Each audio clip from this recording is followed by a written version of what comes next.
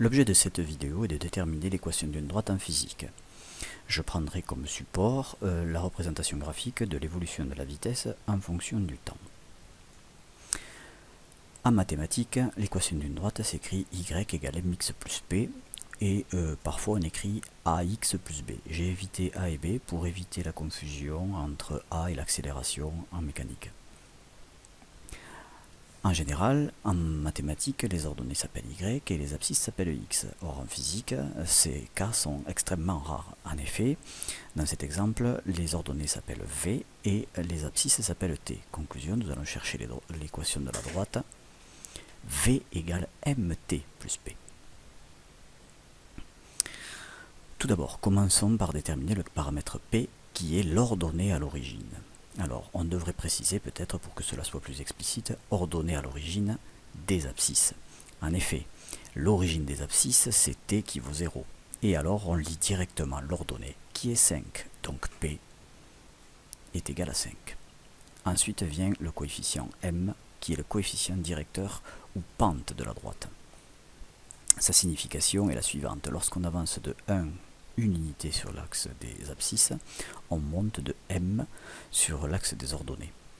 La détermination pratique de ceci se fait en choisissant deux points relativement éloignés pour des raisons de précision et faciles à lire pour des raisons de commodité.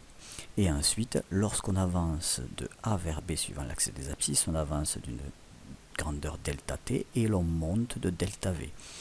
Le coefficient directeur sera égal à m égale delta v sur delta t. En l'occurrence ici, 20 divisé par 10 égale à 2. En mathématiques, les équations de droite n'ont pas d'unité. En physique, toutes les grandeurs portées sur les axes ont des unités. Conclusion, les coefficients que nous venons de déterminer ont des unités. Commençons par l'ordonnée à l'origine. L'ordonnée à l'origine, elle a la même unité que v, puisque c'est une ordonnée, donc des mètres par seconde. L'unité de la pente ou du coefficient directeur s'obtient à partir du calcul que nous avons mené pour le déterminer, c'est-à-dire delta v divisé par delta t.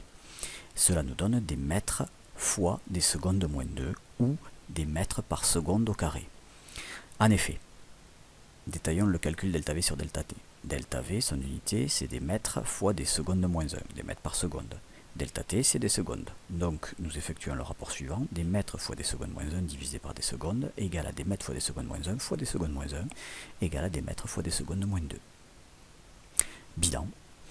Nous avons l'équation de ce graphique qui est la suivante. V égale à 2t plus 5, avec 5, l'ordonnée à l'origine, ou vitesse initiale, en mètres par seconde, t en seconde, 2 en mètres fois des secondes moins 2, et v en mètres par seconde.